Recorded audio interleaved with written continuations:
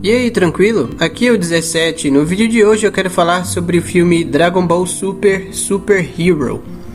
Eu hesitei bastante para assistir esse filme porque a animação dele é diferente, acho que chama CGI, alguma coisa assim.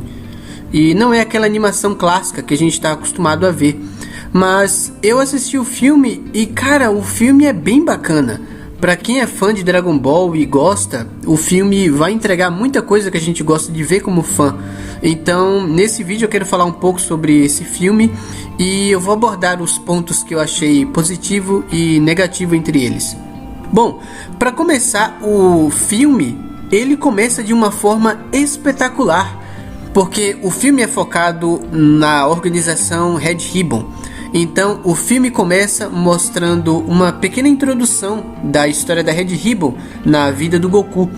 Como nós sabemos, quando Goku era criança, ele acabou se envolvendo com a organização Red Ribbon por causa das esferas do dragão, que ele e a organização também estavam procurando. Então os caminhos deles acabaram se cruzando e nós vimos que aos poucos, o Goku foi derrotando todos os inimigos da Red Ribbon até que ele finalmente conseguiu destruir a organização. Entretanto, um cientista sobreviveu, que é o Dr. Gero, que nós vemos aparecer lá na frente no Dragon Ball Z, na saga dos androides. E é aí que começa a ficar bacana. A gente sabe que os androides já existiam na organização Red Ribbon. Eles já haviam aparecido antes. Então o Dr. Gero, que eu imagino que é quem fazia os androides, ele começou a trabalhar em segredo num projeto para criar os androides mais poderosos, que são os androides que a gente viu, os principais, o 17 e 18, teve também o 16, o 19, que era aquele gordinho, e o próprio Dr. Gero, que virou um androide, ele é o androide número 20. Um outro detalhe importante é que o filho do comandante Red, que era o dono da organização Red Ribbon, também sobreviveu. E ele tentou trazer de volta a organização Red Ribbon. Ele tentou fazer isso em segredo. Enquanto isso, o Goku mais uma vez enfrentou a organização Red Ribbon, de certa forma, por causa dos androides que o Dr. Gero criou.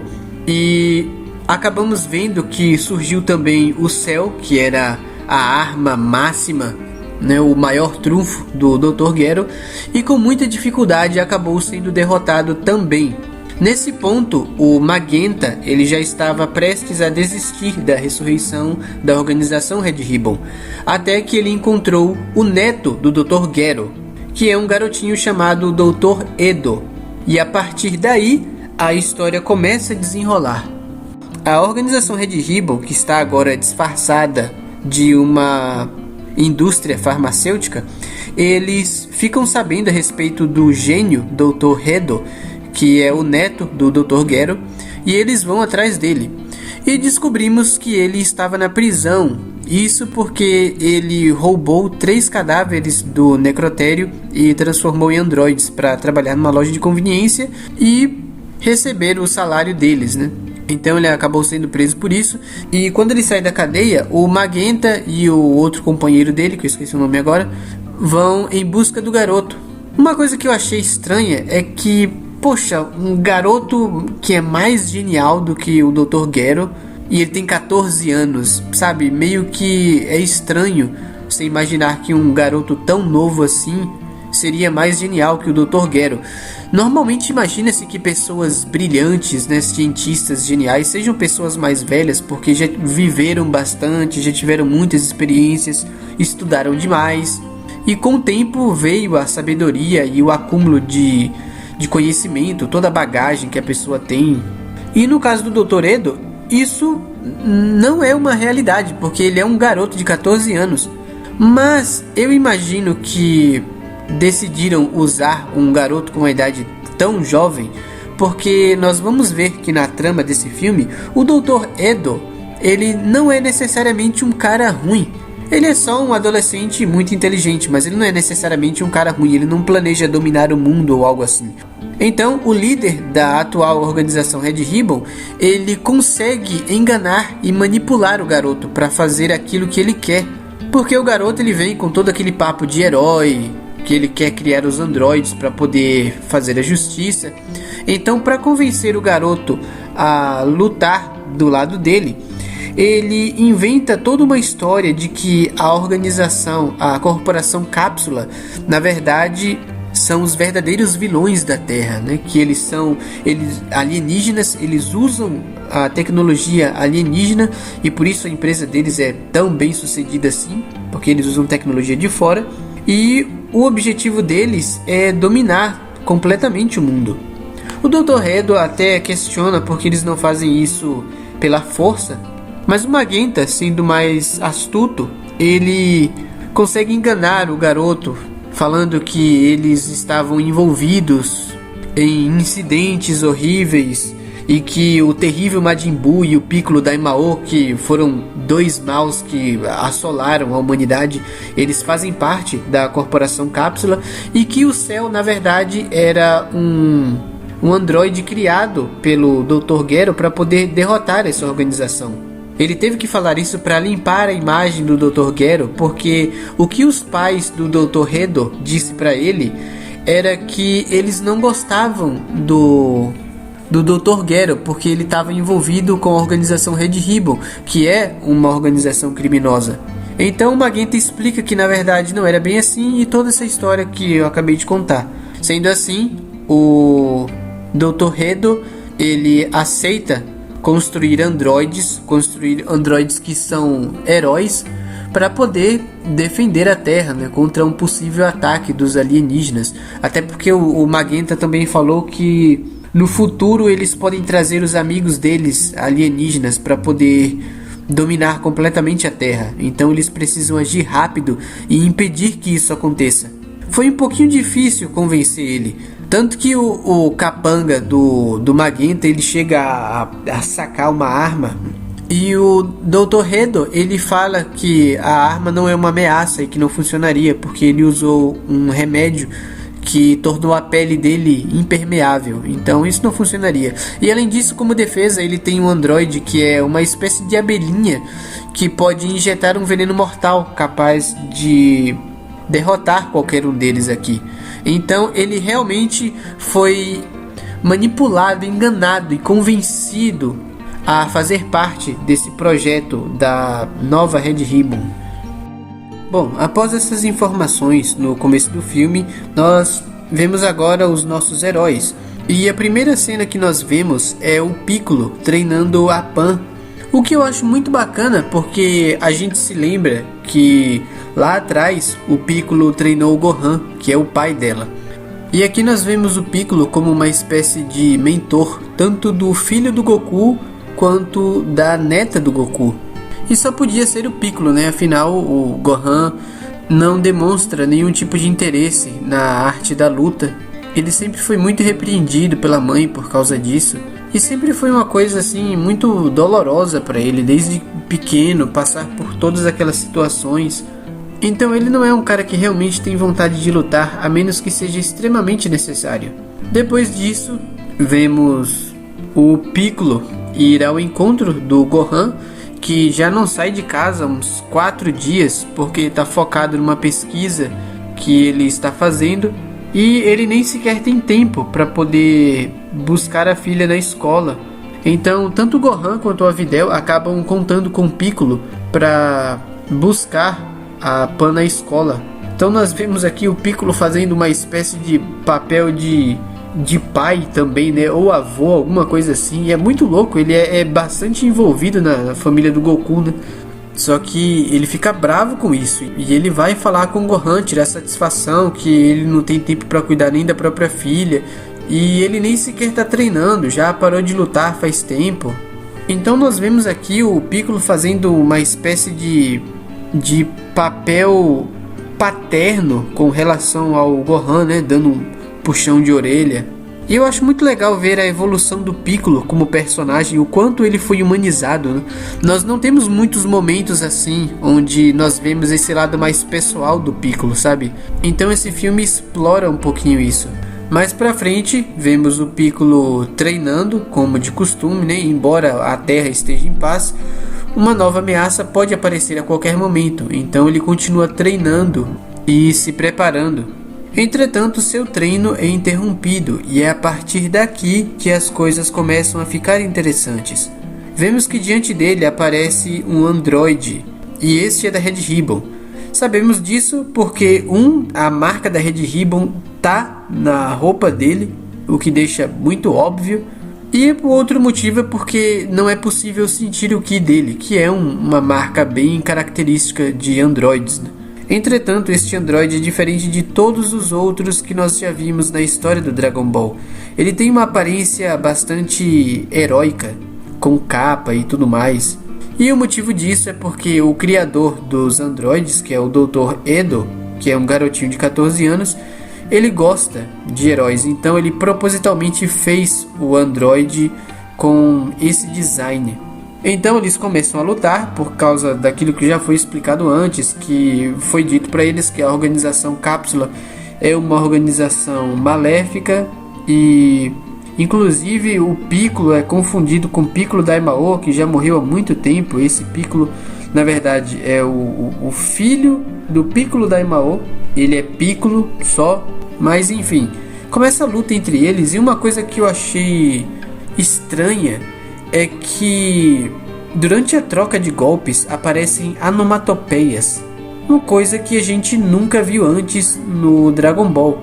Até porque em momentos de lutas, geralmente são momentos mais tensos e momentos mais sérios, e essas onomatopeias deixam a luta um tanto infantil, eu tive essa impressão, e acaba tirando um pouco da seriedade e da tensão da luta, acaba ficando uma coisa mais leve.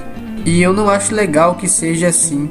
Então esse pra mim foi um ponto negativo aí que eu tenho a respeito do filme. Mas sobre a luta, ela é razoavelmente equilibrada. Ela não dura muito, é uma luta até rápida. Isso porque o androide, em um determinado momento, após soltar um poder gigantesco, ele achou que derrotou o Piccolo. Então ele se conforma, não encontra sinal do Piccolo, e ele vai embora, achando que o dever dele aqui foi cumprido.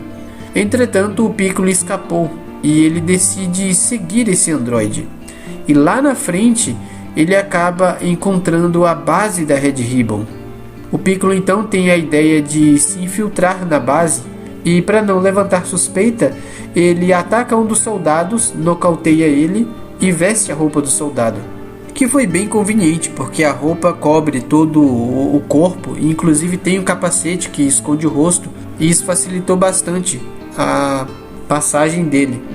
Ele acaba passando por uma passagem secreta e encontra a verdadeira base da Red Ribbon, que é enorme. Ele continua seguindo o androide e acaba se infiltrando numa equipe de soldados que estão no salão principal, que é onde está o Dr. Edo, o Magenta, e é onde entra o androide. E descobrimos que na verdade são dois androides, o Gama 1 e o Gama 2. O que nós vimos é o Gama 2, o que lutou contra o Piccolo.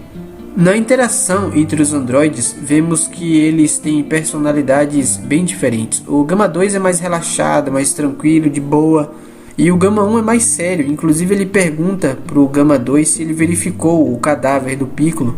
Afinal, há uma suspeita de que ele tenha sobrevivido. O Gama 2 acha que não, mas caso tenha sobrevivido também não tem problema, porque ele pode derrotar o Piccolo de novo, se for o caso. Ele é bem confiante em suas habilidades. Quanto ao Magenta, ele questiona o Dr. Edo sobre o Cell Max. Então nós começamos agora a descobrir um pouco mais sobre a trama da história. O Magenta reclama com o Dr. Edo por não se importar com o projeto Cell Max. E o Dr. Edo, tendo o mínimo de orgulho, ele fala que não gosta da ideia de recriar algo dos outros. Afinal, o projeto Cell era um projeto do avô dele, o Dr. Gero. Entretanto, ele fez assim mesmo e ele fala que o Cell Max já está pronto, mas ainda falta completar o programa de controle mental. O Magenta está mais confiante no Cell Max do que nos androides Gama, porque a força do céu já é estabelecida. Todos sabem sobre os noticiários que saíram da época, que a Terra quase foi destruída. Entretanto, os dados de Cell eram difíceis demais de ser decifrados e, por isso, ele precisou do Dr. Heddle, que é um gênio, para trazer de volta o Cell ainda mais forte do que era antes. O Dr. Heddle explica que o Cell cresce gradualmente, criando células especiais, e naturalmente isso leva mais tempo. Então, em vez de ficar sem fazer nada, ele aproveitou esse tempo para criar os Gamas 1 e 2. O Dr. Heddle conta que o Cell Max é um monstro maior do que o Cell original e que não devem se apressar em soltá-lo, porque soltá-lo no mundo em seu estado atual seria um desastre, pois ele está incontrolável e não faz sentido destruir o mundo que você está tentando governar. Agora, um ponto que eu vou tocar sobre esse filme é que já entendemos que o vilão principal é o Cell Max. E uma coisa que eu não acho muito bacana é essa reciclagem de vilão, sabe? Trouxeram Frieza de volta, aí pra não ser a mesma coisa de antes, fizeram Frieza Gold, ou é Golden Frieza, uma coisa assim. E aí agora trazem de novo o Cell e é o Cell Max. E sabe, eu acho muito bacana quando trazem um vilão de volta, mas sobre uma perspectiva diferente. Por exemplo, o caso do Piccolo, o caso do Vegeta, o caso dos androides 17 e 18, que são personagens que eram vilões e acabaram se tornando aliados. Até o próprio Yantia no começo, que era um bandido, o Tenshinhan também estava sobre a má influência do Tsuru. Então quando é assim eu acho bacana. Agora trazer de volta um vilão para continuar sendo vilão e tentar mais uma vez destruir o mundo ou o que quer que seja e ser derrotado mais uma vez, eu acho meio que desnecessário, mas beleza. Vamos ver o que a história ainda tem para oferecer pra gente. Então o Piccolo, após descobrir isso, de penetra, infiltrado na Red Ribbon sem ninguém ter percebido, inclusive Piccolo fez um ótimo trabalho. Porque agora que ele sabe disso, ele entra em contato com a Bulma para perguntar a respeito do Vegeta e do Goku. Entretanto, Vegeta e Goku não estão na Terra, eles estão no planeta do Bills treinando com o Whis. Então, o Piccolo pede a Bulma que entre em contato com eles e peça que voltem imediatamente. Ele não pode explicar os detalhes agora porque ele ainda está na base da Red Ribbon, mas algo muito perigoso está para acontecer. Bulma está procurando o comunicador específico para falar com o Whis. Enquanto isso, vemos que Goku, Vegeta e Broly treinam no planeta de Bills. Após o Torneio do Poder, vemos que surgiram muitos personagens mais fortes, o que incentiva Goku e Vegeta a treinarem e ficarem mais fortes também para acompanhar a evolução dos outros personagens. Bulma finalmente consegue encontrar o comunicador e ela entra em contato com o Whis. Entretanto, ninguém responde. E essa é a parte mais legal do filme, porque normalmente nas sagas de Dragon Ball vemos que Goku e Vegeta estão sempre presentes, sendo Goku o maior responsável por resolver a situação. Entretanto, desta vez eles são deixados de fora. E essa foi uma decisão inteligente para o roteiro. Portanto, por enquanto, no centro do problema temos Piccolo, que saiu da organização Red Ribbon e foi até a torre do Mestre Karin para pegar sementes dos deuses. Ele consegue 2 sementes. Após isso, ele entra em contato com a Bulma de novo. Entretanto, ela responde que entrou em contato com o Whis, só que não teve retorno nenhum. Sem Goku e Vegeta por perto, será difícil resolver esse problema. E Gohan, apesar de ter demonstrado ser muito forte, em seu estado atual não seria de grande ajuda. Piccolo então tem uma ideia. Ele vai ao encontro de Dendê, que é o Kami-sama da Terra. Conversando com Dendê, ele se recorda de uma ocasião em Namekusei, onde Kuririn e Gohan tiveram seus poderes ocultos despertados pelo grande ancião, e ele pergunta a Dendê se pode fazer o mesmo com ele. Entretanto, Dendê responde que só é possível fazer isso com uma certa idade, por isso ele não será capaz de realizá-lo. Entretanto, eles podem usar as esferas do dragão e pedir a Shenlong para que destrua a Red Ribbon, o que seria uma solução bem rápida e prática. Só que aí estragaria o roteiro do filme, né? Não haveria luta nem nada. Piccolo não se mostra feliz com essa decisão e Dendê fala que o orgulho dele não deixaria que ele fizesse tal pedido. Então ele sugere que usem Shenlong para pedir que ele desperte o poder oculto de Piccolo. Para isso, Dendê precisa apenas fazer uma atualização no Shenlong. O que eu achei curioso, uma atualização no Shenlong. Por sorte, a Bulma já tem as 7 esferas do dragão reunidas. Ela fez isso para que não caísse em mãos erradas e alguém fizesse algum pedido que fosse prejudicar a Terra. Piccolo então vai ao encontro de Bulma e invoca o Shenlong. Ele faz seu desejo e seu desejo é concedido. Mas ainda faltam 2 desejos. E como Piccolo estava muito focado em despertar seu poder oculto, ele não pede mais nada. Então Bulma acaba desperdiçando os outros 2 desejos com pedidos bobos. E só depois disso ela se lembra que deveria ter pedido para o Shenlong trazer Goku e Vegeta para cá. E de fato isso seria possível. E eu acho legal do próprio roteiro deixar claro que essa era uma possibilidade, entretanto eles desperdiçaram, um vacilo deles. Mais uma vez, fica bem claro que o roteiro propositalmente decidiu excluir Goku e Vegeta da participação nesse filme. E eu gosto disso, porque esse é um diferencial que a gente praticamente nunca tem. Então até aqui o filme está focado no Piccolo. Após isso, o Piccolo se infiltra de novo na base da Red Ribbon e ele descobre os próximos planos da organização. O próximo alvo deles agora é o Gohan. Mas ao contrário de Piccolo, que costuma ficar em lugares desertos, o Gohan vive na cidade e eles acham melhor evitar um alvoroço na cidade. Então eles pensam numa armadilha para atrair Gohan para dentro da Red Ribbon. Para isso, eles pensam em sequestrar a filha do Gohan, que é uma criancinha ainda. Para isso são necessários 2 soldados. Um é escolhido, e quanto ao outro, bom, Piccolo se oferece para ser o outro. Ele fala que mora perto desse lugar e já viu a menina. Afinal, ela é a neta do famoso Mr. Satan. Piccolo pensa em aproveitar essa oportunidade para tentar fazer Gohan despertar seu poder adormecido. Piccolo e outro soldado vão numa nave até a escola. O grandão sai e vai na frente, dizendo que veio levar a Pan para casa. Entretanto, ela não reconhece ele e lhe dá um soco no estômago que o nocauteia na hora. Em seguida chega Piccolo e a Pan o reconhece na hora. Apesar de ele estar disfarçado, ela o reconhece pelo seu Ki.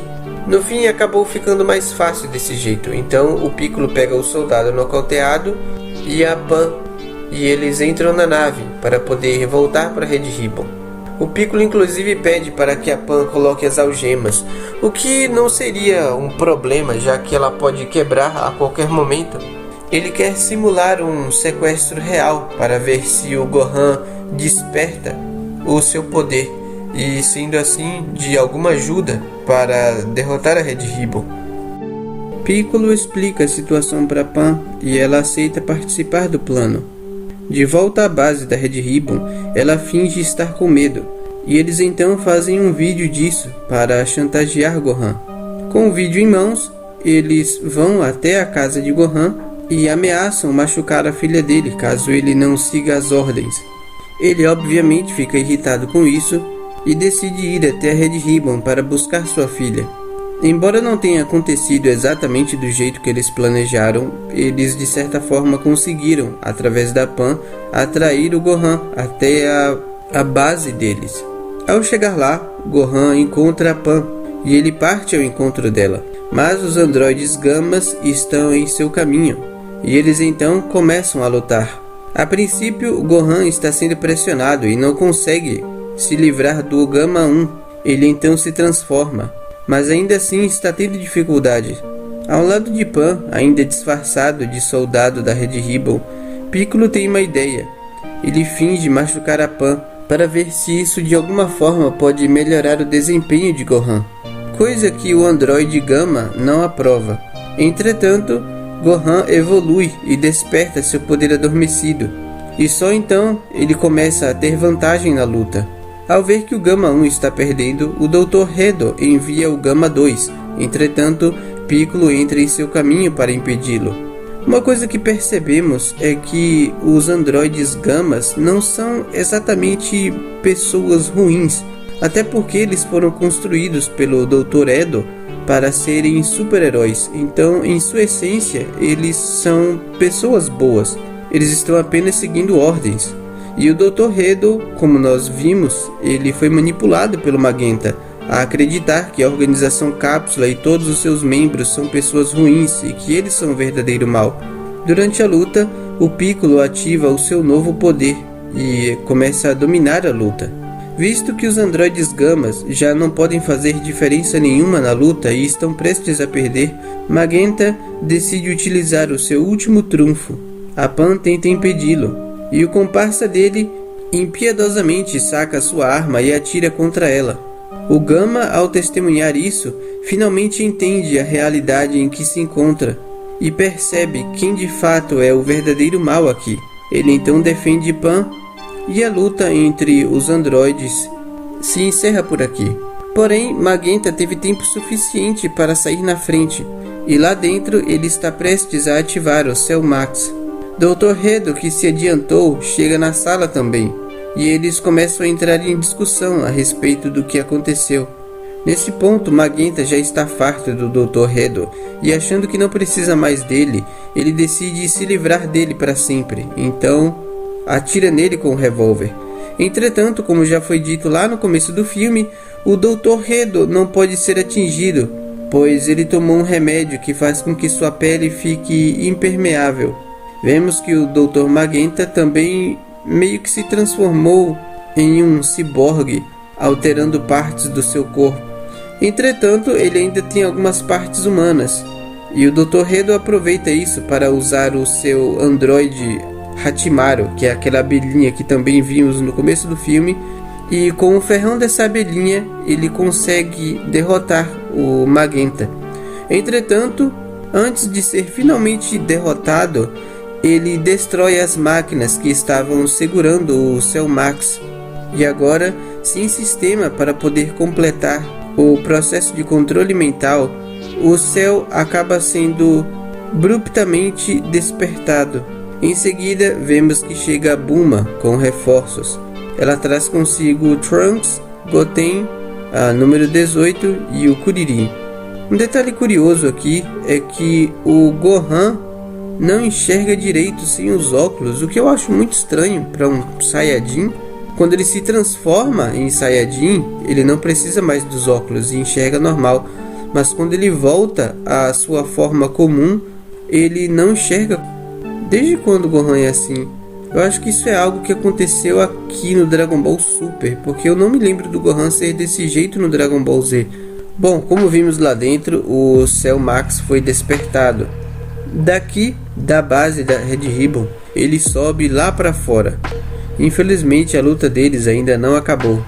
No fim das contas, os Gamas foram apenas uma pequena distração.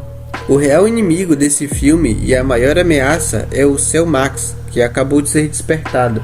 Para enfrentar essa criatura, o Piccolo oferece ao Gohan uma semente dos deuses. Ele tinha pego 2 na torre com o Mestre Karin.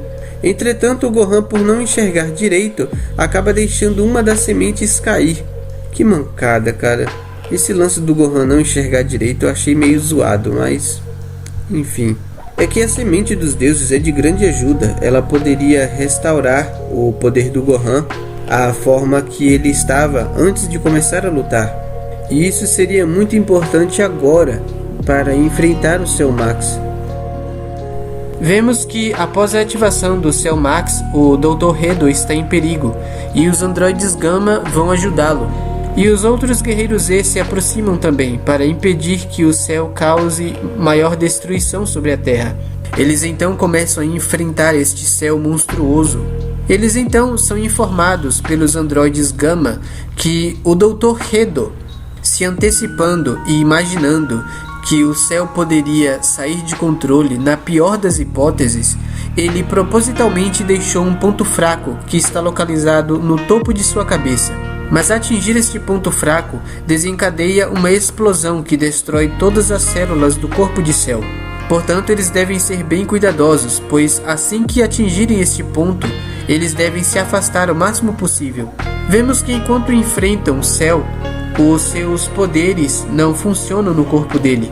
Piccolo até consegue atingi-lo no ponto vital, mas faltou força para isso. Então o golpe acabou não sendo efetivo. Os garotos Goten e Trunks acabam fazendo a fusão, entretanto eles falham na pose, imagino que por falta de prática também, e acabou saindo errado a fusão, o que prejudica a performance deles.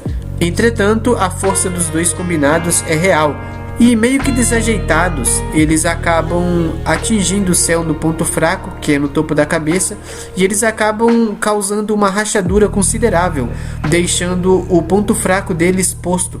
Agora, o androide Gamma 2 aproveita esta oportunidade e decide agir. Ele pede reforços aos outros guerreiros e ao Gamma 1 pede que ajude o Dr. Hedo, porque ele ainda está vivo. Com a ajuda de todos colaborando e trabalhando em equipe, inclusive o Kuririn usa a técnica do Taioken, que é aquela técnica que o Ten Shinhan usou contra o Cell na saga dos androides, que é aquela técnica que emite um clarão de luz muito forte que impede o inimigo de enxergar.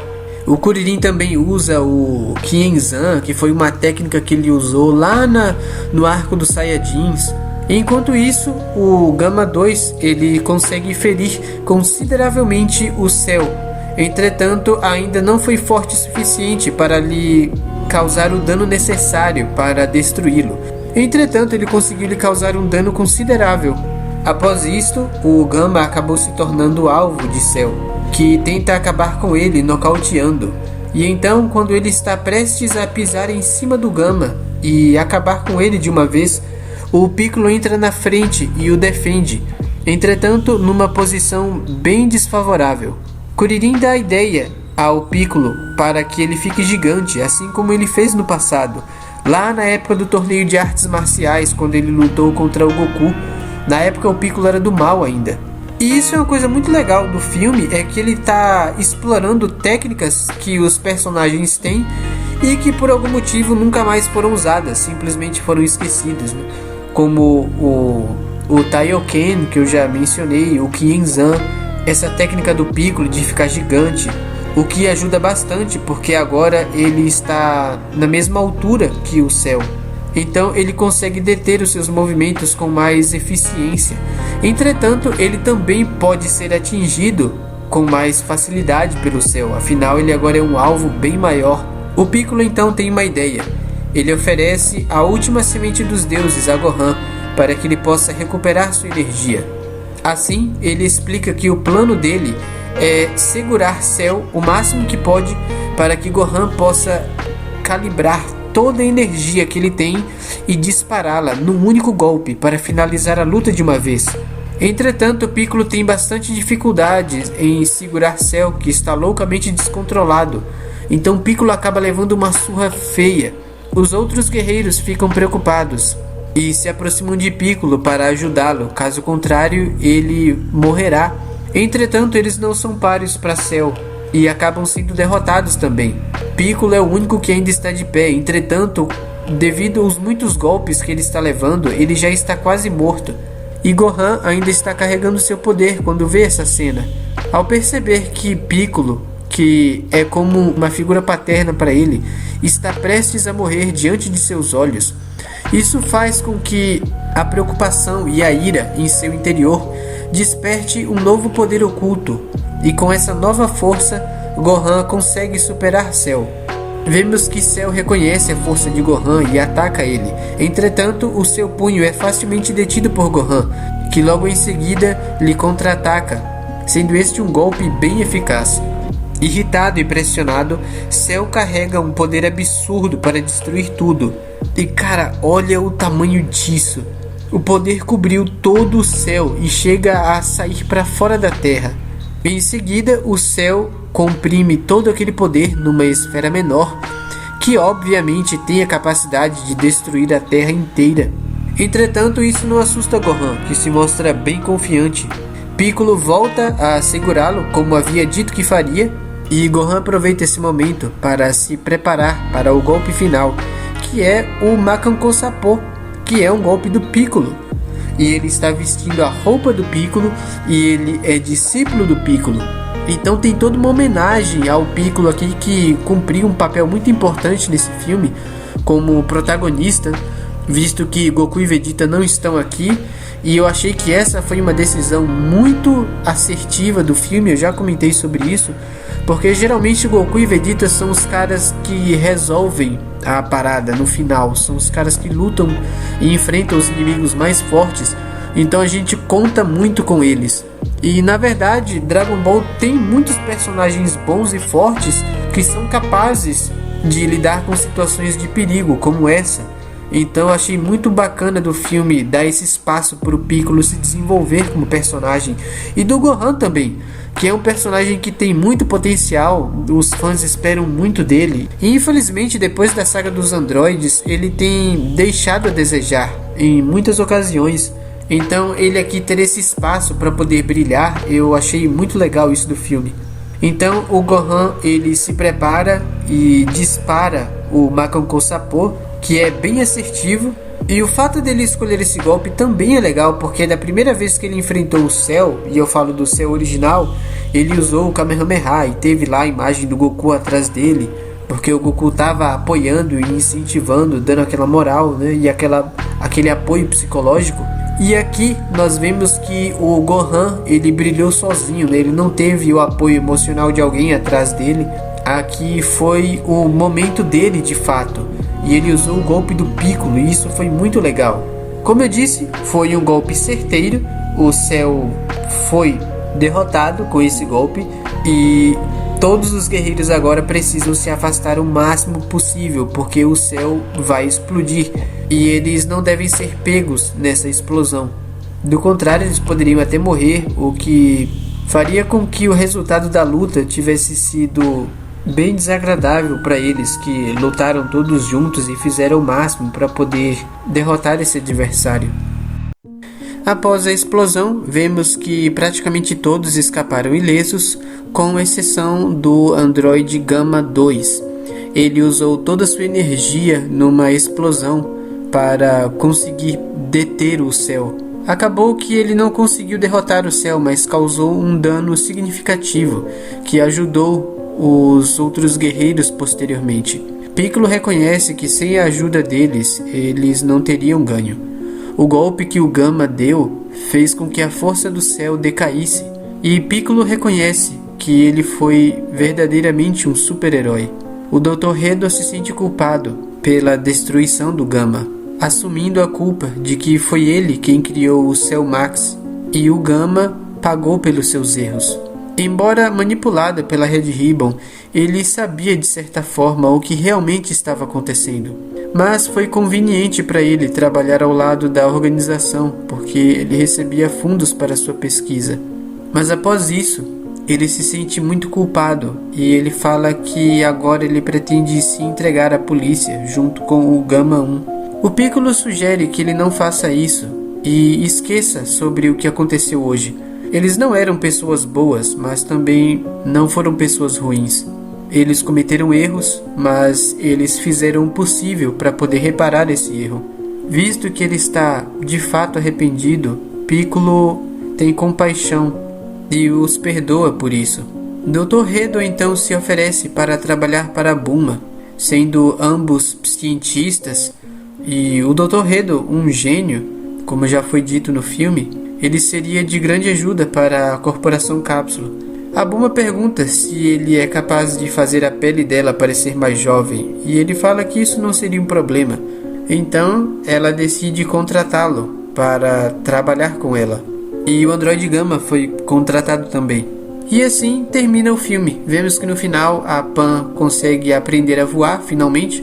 No começo do filme, no treinamento dela com o Piccolo, ela ainda não conseguia. E o Piccolo, orgulhoso da Pan, vendo que ela conseguiu finalmente aprender a voar, ele fala que agora vai passar para a próxima fase do treinamento dela. No fim do filme, vemos Goku e Vegeta treinando no planeta de Bios. Após muita troca de golpes, eles estiveram lutando durante todo o filme lá no outro planeta. E depois de toda essa luta exaustiva, vemos que Goku finalmente cai cansado no chão e o Vegeta, para variar, venceu desta vez. Só então, após o final da luta, é que o Whis finalmente percebe o chamado da Bulma e ele atende. Entretanto, agora já é tarde demais. E a Bulma fala que não precisa mais resolver nenhum assunto com eles, porque o problema já foi resolvido. E assim termina o filme Dragon Ball Super Super Heroes. Foi um filme bem legal e bem divertido de assistir. Teve seus altos e baixos e algumas coisas que eu gostei e não gostei, mas no geral é um filme legal sim, eu recomendo. Se você curtiu esse vídeo, clique em gostei aqui embaixo. Se quiser ver mais do meu conteúdo, se inscreva no canal e ative o sininho para receber uma notificação sempre que um vídeo novo for postado. E fique à vontade para comentar na seção de comentários abaixo. Até o próximo vídeo.